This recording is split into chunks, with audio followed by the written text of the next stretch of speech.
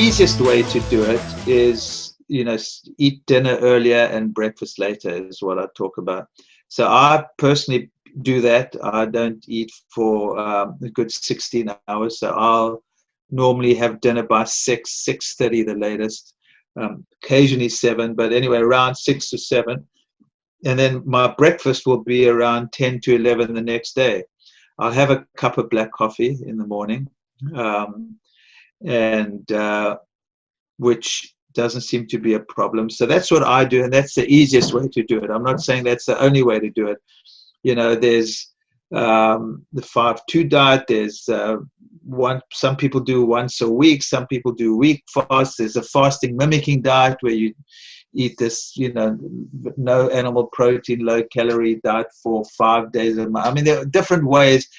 They all seem to give you very similar benefits. And, we measure markers in my office, and we seem to see very similar results with all types of fasting on people's lipid profiles and blood sugars, etc. So there definitely is no one way to do it.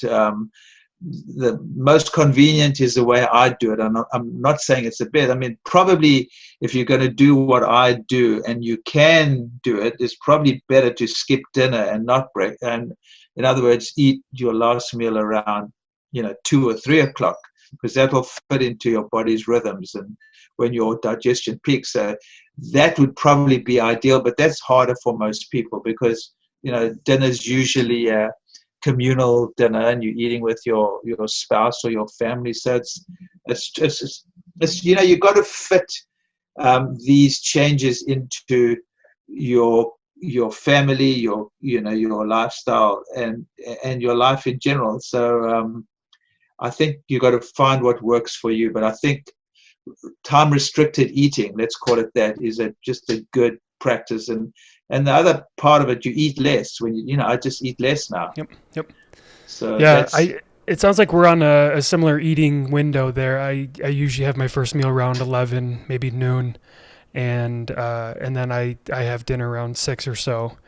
And in the beginning, it was tough. I remember those first 2 weeks of like skipping breakfast or having a much later breakfast was pretty hard because I went my whole life eating as soon as I woke up, which most Americans do. Yep. And then when you think about that, people are eating from, let's say, 8 a.m. all the way up until they go to bed at 9 or 10 p.m. Yeah, which is sort of what I do. I think most people, I used to believe and teach that we need to eat 5 small meals a day to keep your blood sugar stable. Yeah. So this was a big revelation for me, and it's so easy. I feel so much better. It's actually so easy to do. It's like it is, yeah. And it's incredible for me the energy that I have and the mental clarity I have. I don't have that like fogginess or even that like the fatigue that I usually had around like 2 or 3 p.m.